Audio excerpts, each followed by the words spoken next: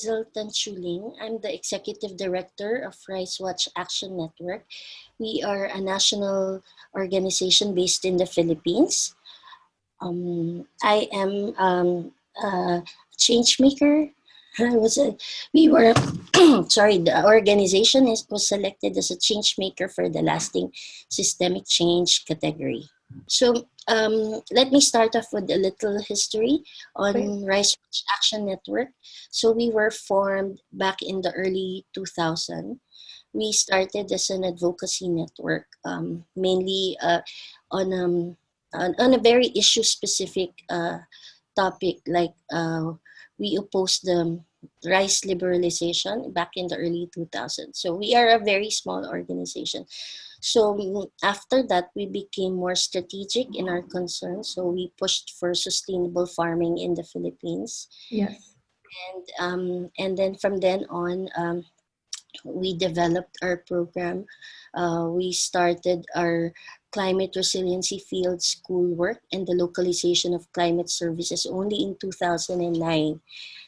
So at that time, there were very little early warning for agriculture. Most of the early warning systems were for general, generic, like tropical cyclones, flood early warnings. There was really no work, to warn farmers to reduce damage and losses in the agriculture sector. So that's how we got into, that's the short history of R1. The Philippines is always in the top 5 in terms of risk index. So and if you look at the damages and losses of climate-related events, for example, such as tropical cyclones and even droughts, you would see that the biggest impact fall heavily on the livelihoods, particularly agriculture and fisheries. Yeah. So we wanted to do something about it. So at least to help farmers achieve resilience, that we were thinking now that's where we should start, just to reduce losses and damages in the sector. Actually, when we started, it was not really, we were not really into that, responding to disasters immediately. Yeah. As I said, we started as an advocacy organization. But with Super Typhoon Haiyan, back in 2013, our partners also requested us to help in the recovery assistance to the different project sites or affected areas of Typhoon Haiyan.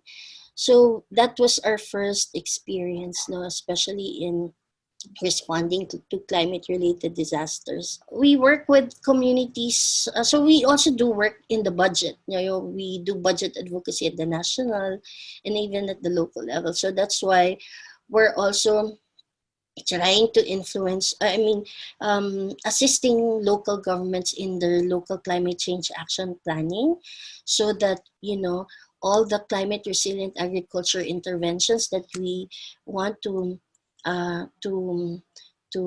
the communities to adopt can be supported and sustained by the local governments. So that's how we want to, make it a lasting change. It's an honor also to be selected by the Start Network on the occasion of their 10th anniversary. So happy anniversary, Start Network. Je suis Meshak Nakanywenge, coordinateur de l'ACL IPDDHE, qui est Union pour la promotion ou protection, la défense des droits humains et l'environnement, créé en 2010, et avons commencé les activités proprement dites en 2013. Et nous qui vivons, nous qui sommes nés dans cette zone de l'Est de la RDC, nous avons vu comment les guerres ont commencé depuis 1900. Nous avons vu les défis auxquels nos communautés ont pu faire face. Donc, nous avons grandi dans des contextes difficiles et vraiment pour l'humanitaire, je n'ai jamais dit que je peux laisser, même si des fois on affronte des difficultés terribles. Des fois, on arrive dans des zones où on n'a pas accès à la communication, on n'a pas l'accès aux infrastructures routières. On est obligé de marcher sous la pluie dans des boues et dans des situations où vous traversez des groupes armés qui sont sans morale, sans instruction et avec un esprit vraiment inhumain. Mais on s'est dit, qu'est-ce que je suis venu faire? C'est pour chercher à aider quelqu'un qui est en difficulté. Et donc, je n'ai jamais dit ça, malgré les contextes difficiles dans lesquels nous travaillons en RDC. Et surtout que notre État se focalise surtout sur l'aspect politique et met peu d'importance sur l'aspect humanitaire. Donc là, on se retrouve en train de nous dire, quand on n'a pas de fonds d'un partenaire qui nous finance, là, on se dit qu'est-ce qu'on peut faire de nous-mêmes avec nos propres initiatives. Et là, c'est là où vraiment les choses marchent de plus en plus mal. Et c'est là où les autres disent non, non, nous laissons ça, nous cherchons un emploi ailleurs, nous cherchons d'autres affaires. Mais si on résiste, on se dit non, non, on doit parvenir à aider une personne qui est en difficulté. Voilà un peu, je peux dire là. My name is Ben Ramalingam. I'm a Senior Research Associate at the Overseas Development Institute in London. And I'm based in Brighton in the UK. And I'm a change maker for collective innovation, as you say. In the last year, I've been doing a lot of work on the COVID response. A few different elements of the COVID response, which have really emerged for me. So one has been to assemble the evidence as quickly as possible and put it out for the humanitarian sector. So in March, actually we started the process before. So in January, I actually reached out to some people and started to network together.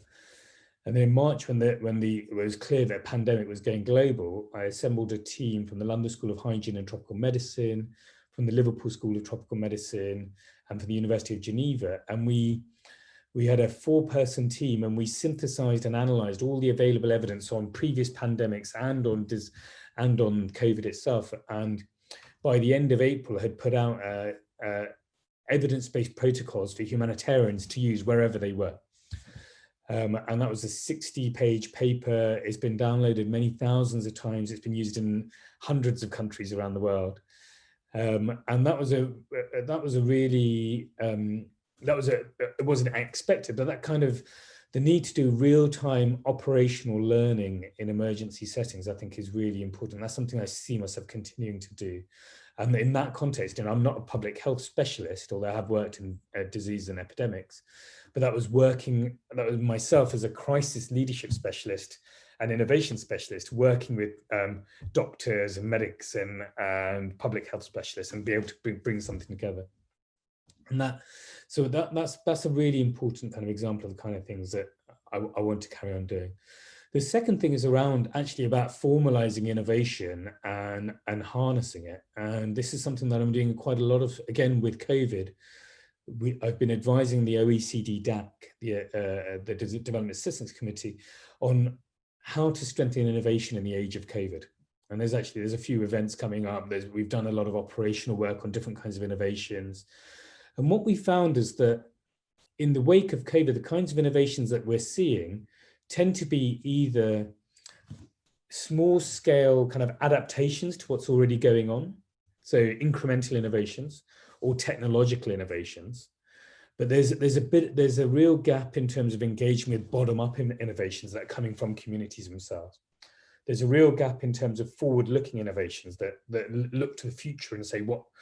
And there are some mission-driven innovations, looking at big picture challenges, and the most obvious ones are vaccines and ventilators. But there's a need for more kinds of.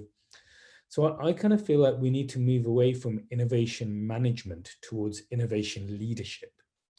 And innovation leadership is not saying how do we do innovation right. It's asking the question, what are the right innovations to be doing? What should we be focusing our attention on? And this is something that I feel needs to happen within the sector in a more central way. And I think innovation needs to be seen as a core leadership competency for the next 10 years. If a CEO or an operations director doesn't have innovation in their mindset, then I think that should be seen as a really critical gap.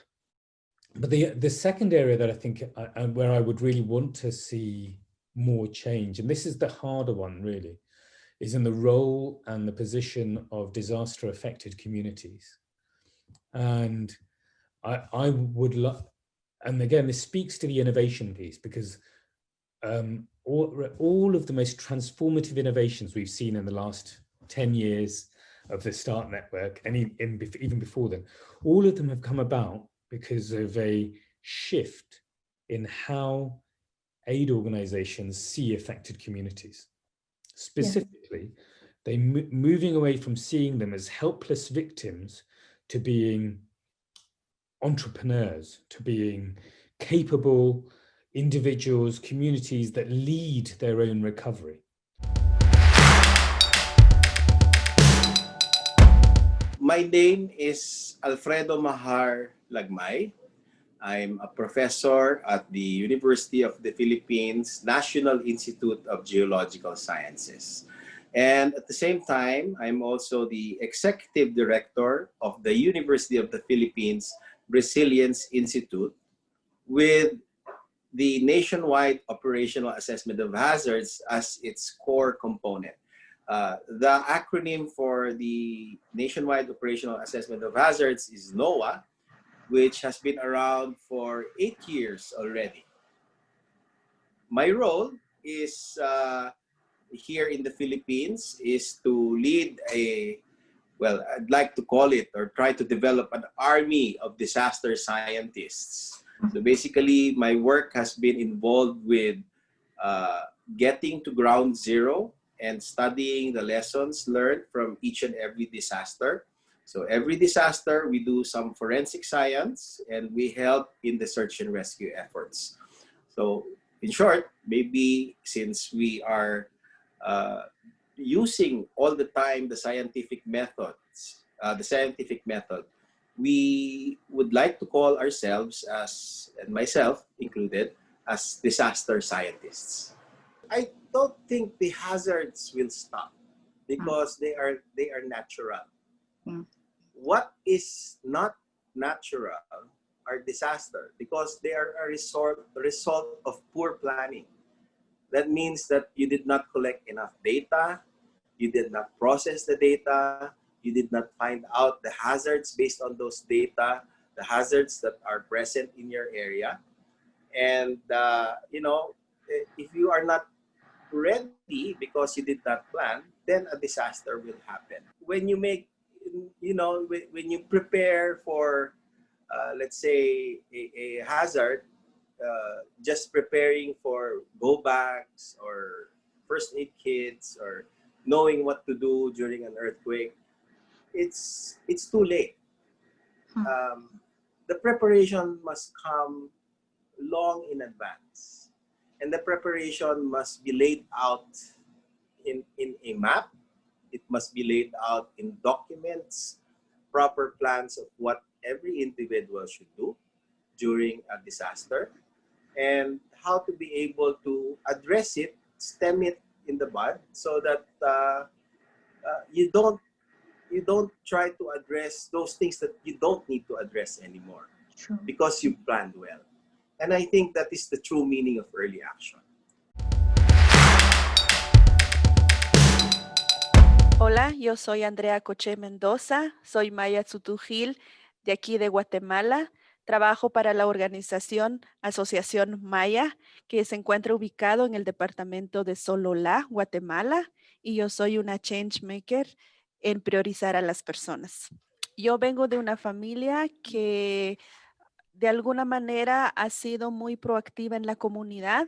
Mi madre fue una de las pocas mujeres que pudo ir a la escuela, que solo llegó a sexto primaria, pero para mis abuelos era tan importante ir a la escuela para romper el ciclo de pobreza y discriminación que ellos vivían.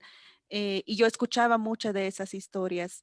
De alguna manera quería honrar el sueño de mis abuelos de cambiar la vida de sus hijos y de sus nietos. Ellos hicieron todo lo posible para que mi madre fuera a la escuela, y al tener ella esta oportunidad de ir a la escuela, pues también eso hizo que ella se volviera parte de las mujeres que estaban trabajando por la comunidad. Ha trabajado toda su vida en salud comunitaria, y pues desde que yo era adolescente yo iba mucho en las actividades que ella hacía, en hacer como campañas de nutrición, campañas de salud para la mujer, pues bueno, muchas cosas que tienen que ver con salud comunitaria. Y yo me la pasaba trabajando de voluntaria con ella, y más la conexión con esto de las historias de mi familia, de la propia historia de pobreza de mi familia, de la propia historia de cambio de mi familia, pues fue creciendo mucho en mí la idea de querer estudiar algo que me apoyara en seguir por este camino, ¿no?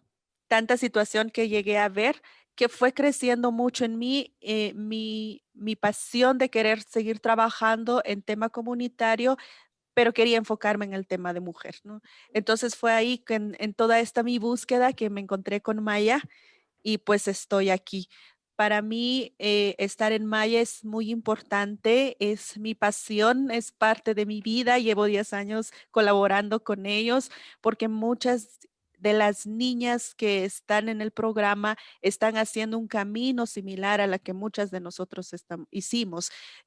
Maya está liderada por un equipo de mujeres que venimos de situaciones de pobreza, de discriminación, pero que con todo lo que tuvimos en el camino logramos llegar hasta aquí. Somos la mayoría las primeras en ir a la universidad, y por eso es que eh, te sonaba el tema de mi compañera Lidia, yo, mi compañera Norma, Vilma, muchas de nosotras venimos de situaciones similares en cómo están las adolescentes ahora. Entonces es como si yo pude, tú puedes. Nuestro camino ha sido similar. Maya tiene muy presente el tema del modelo, que si lo ves, lo logras, y si tienes un modelo y si tienes una mentora que te acompaña, pues es mucho más fuerte. Creo que por ahí viene mi pasión. Creemos firmemente que cuando le damos la oportunidad a una mujer en formarse, su impacto es infinito, desarrolla potencialidades, desarrolla soluciones. Ella es parte de la solución, pero hay que abrir esas puertas, hay que crear como esos sistemas que ayudan a sostenerla. Entonces, creo que por ahí viene un poquito mi historia con Maya. Entré muy joven con ellos hace 10 años, y sí, y hemos construido toda esta organización ahora junto con mis compañeras, y eso también me hace sentir orgullosa porque en mi país es mucho de que las mujeres indígenas es para trabajar perdón, en servicio doméstico. Las mujeres de mi país, sobre todo indígenas, están relegadas a roles tradicionales que perpetúen sistemas de pobreza. Y nosotras queremos demostrar y estamos demostrando que no es así, que la vida es mucho más que eso, que hay mucho más oportunidades y que nosotras también podemos cambiar el mundo. I am Jahin. I work in a national NGO called Uttaron in Bangladesh. My role in this organization is as I work as a program development specialist. So I write, and I also manage my programs, some of the programs that particularly related to climate change and environment and disaster humanitarian work. So that's how I got involved with Start Fund and Start Network, and I am based in, at the moment, I'm based in the southwest part of Bangladesh, which is near the coastal part of Bangladesh. And for this change maker, the 10-year anniversary, I'm being nominated as a change maker for the open category. So I'm really excited and honored to be able to receive this the Changemaker Award, and I'm really excited to be able to sit with you and talk through this interview. Thank you so much. I'll start from my undergrad times. So during my undergraduation, I started working as a volunteer for Uttaran. I was doing humanitarian because Uttaran, being a local organization, had a lot of field stuff, quality stuff. but didn't have a lot of people who could write the things that they were doing. So I, being a in private university student, knowing good English or like decent English, I could write. So I decided, like, why not let them do the field work? I'll start writing, and that's how it started. So when I started writing, I saw that there are a lot of things that you could improve on. There are a lot of things that you could work on. So after I finished my undergrad, I started joining Uttaran as a program officer, and from there on, it was because we work in such a disaster-prone area, the southwest part, where you have cyclones, flooding, waterlogging, riverbank erosion. Like these four are the most common disasters that you face every day, and there are other disasters as well. So because of that, so there was every day, even if you're doing a lot normal development work, every day there is a new disaster. So you have to be involved in this. And from my understanding, that when I was growing up, my upbringing, my parents, they taught me one thing only, and that was integrity. That the three most important thing in life is integrity, and integrity.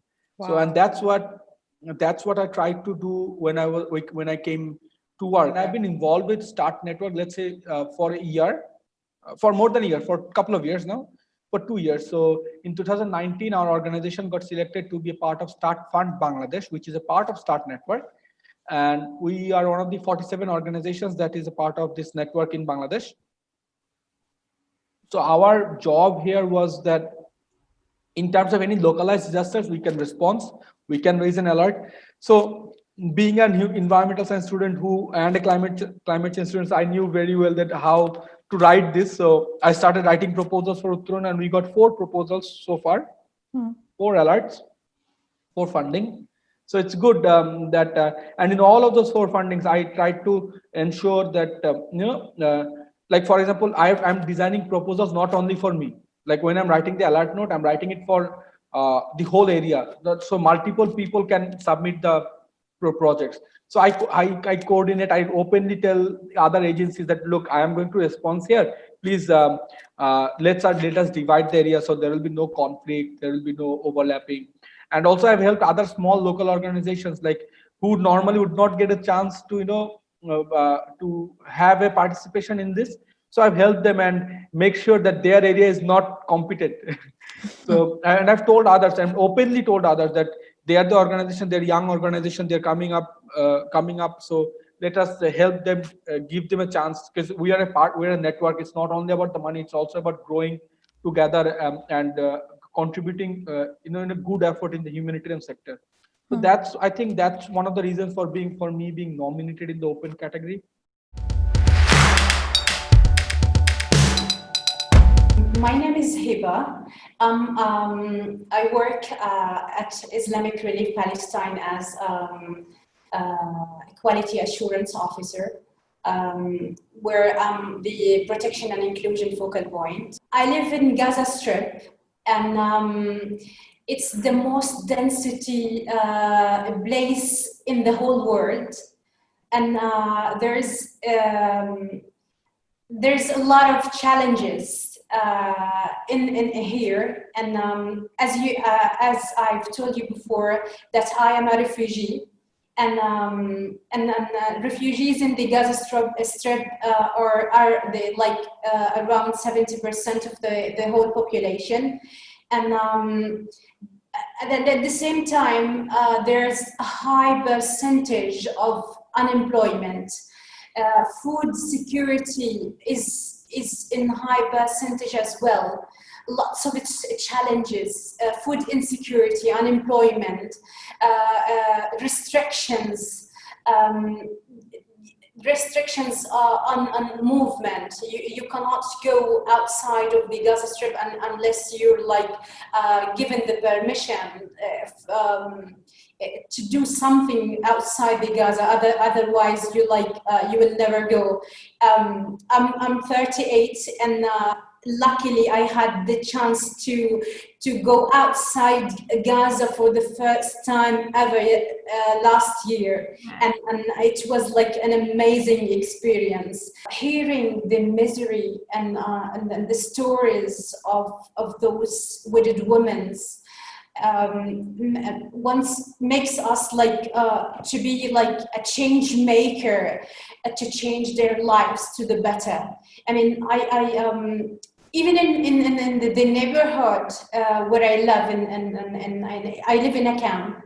I mean, I've been approached to assist women who are like in need of help. I take it as a personal commitment to do such a change. People belonging to marginalized groups, including girls and women, as well as with persons with disability, can only be welcomed and included in projects and organizations if we really believe in their capabilities. Change in attitude is never an easy task. I mean, you have to like be surrounded with people who back you up. And it's something really important because they have to believe with the same principles that you believe in, so that all efforts are combined and to do like to achieve the same objectives and reach the same solutions. And thank you so much for believing in my achievements and to celebrate me and nominate me as a change maker. Thank you so much. It's really an honor to have to be named as a change maker. Hi, my name is Jessica Deuherst. I'm the founder and CEO of an award-winning human rights organization called the Justice Desk. We fight for fundamental human rights and empower everyday activists across South Africa, Zambia, and Zimbabwe. And I am the change maker in the brave category. You know, being a white South African, that came with a lot of privilege. And I wanted to do something with that privilege. So we started the Justice Desk, which focuses on empowering, educating, and equipping everyday people to be human rights defenders. So we work in communities where we will educate and train and upskill everyday people, not just the lawyers and the social workers and the humanitarians, everyday person, to take these very arbitrary human rights and laws that no one can really ever understand unless you have a PhD, to take those and make it real in the lives of the people who actually need it the most, which is in grassroots communities. So we do advocacy and lobbying at both national and international levels. We do training and education in multiple communities across the 3 countries. And we do community empowerment programs, which where we support, mentor local community members who are trying to address a particular issue in their community. We have 3 of those programs currently. One is called the Umbokoro Club, which stands for the Rock Club. The slogan is Watinda Bafazi, Watinda Mkoto, which stands for you strike a woman, you strike a rock. And that program is for girl survivors of rape and gender-based violence from the murder capital of South Africa, which is Nyanga. South Africa is experiencing a femicide. The amount of women and girls who are murdered here on a daily basis equal that of countries at war. And we are not at war with another country, but men have declared war on women and girl children in South Africa. So to address gender-based violence and to support these young girls who are survivors, we have an incredible program that teaches them self-defense and boxing and fitness, but also female empowerment, confidence building, entrepreneurship skills, sexual health rights. And then they also get mental health care and support. And they're incredible leaders who are going out to change the world.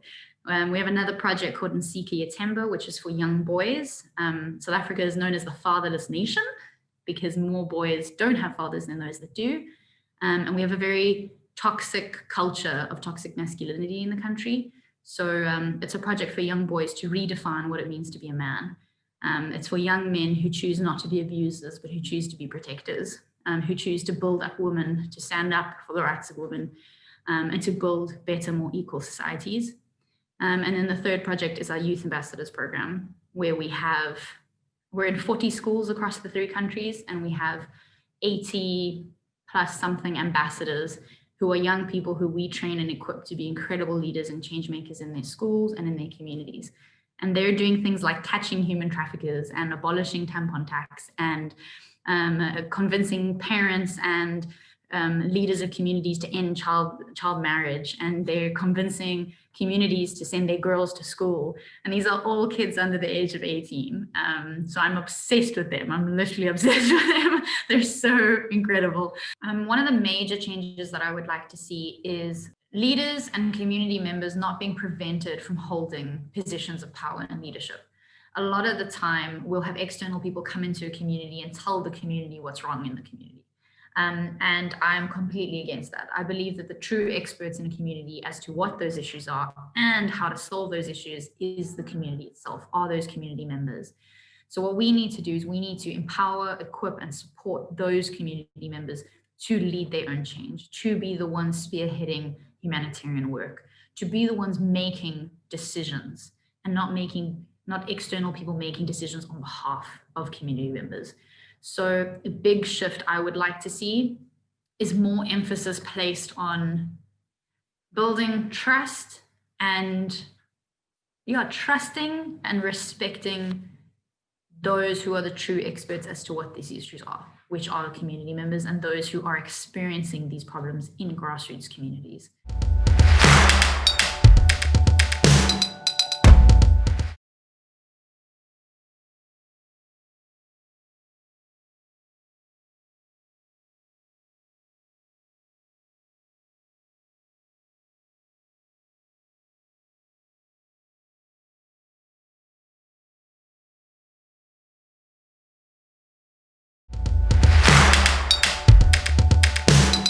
Hi, so I'm Anu Pillay.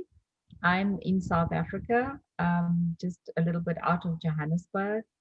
And I'm a member of the Feminist Humanitarian Network. We've been nominated for the Operates Collectively award. And my role on the Feminist Humanitarian Network is to be, I'm on the steering committee. So this is the committee that is kind of the core group that makes decisions for the network collectively based on consultations with our members. Well, the Feminist Humanitarian Network is a collective of organizations, of women's organizations, women-led organizations around the world, national. You know, we have a commitment to be 70% local organizations and 30% international.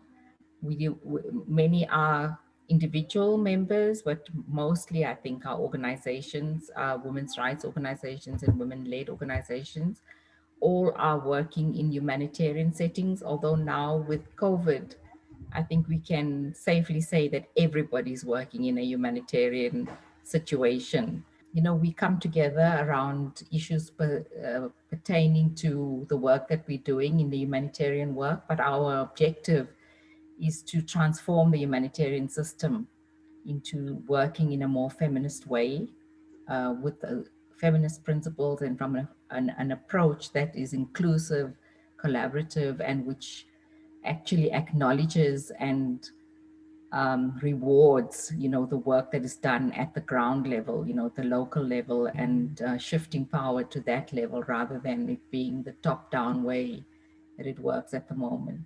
I guess the network was established to respond to challenges, and I'd say that since we've been working together, the challenges, we've had so much strength, I guess, in the ways that we've worked, and I think over the last year we've really seen much stronger solidarity and collective action, as Anu was mentioning. You know, these are things that as the Feminist Humanitarian Network really committed to, and I think we've really seen that grow over the course of the last year, and more members have come on board, and we've had a number of conversations that are both personal and political, and I think that's something that our members reflect on, is that within the Feminist Humanitarian Network itself, we have a lot of trust, and so we're able to talk about the challenges that we all experience individually within the network, and together feel that as a collective we can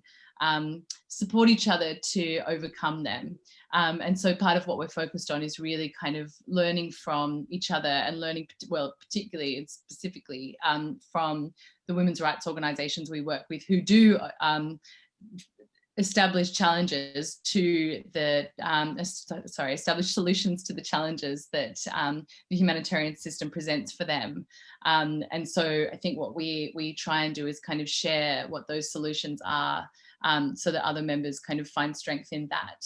In the next 10 years, with the level at which we are working, with the commitment, the passion, all hands out to Holly, Anu, and all the amazing women at the international and local level, I definitely see that this feminist humanitarian network going to impact the humanitarian system. We are going to see more women at that highest level of decision making within the humanitarian system. We're going to see a lot of collaboration with women-led organizations. We're going to see a lot of innovation that have been led by women-led organizations recognized. We're going to see women-led organizations at the decision-making table articulating the issues that affect them. They know how it affects them. They know how to respond to it. We're going to see community building back better, because when you invest in local actors, community build back better, because they are empowered to address the issue after disaster. They are there when disaster happen. They are there doing before disaster, and they remain after disaster. So we're gonna see a shift, not just within the humanitarian system, but even within the development system, within countries. We're gonna see that people are gonna be empowered to build back. People are gonna own humanitarian work as it is something that everybody's supposed to get up to work, not to wait for a Western ideas. We're gonna see more local ideas at the decision-making table. So within the next 10 years, Feminist Humanitarian Network going to positively influence the humanitarian system, and the humanitarian system going to experience a shift, and that shift going to be beneficiary to all people, refugees, LGBTIQ, and local women, traditional women. It's going to impact their life, and it's going to shift the economy of the world.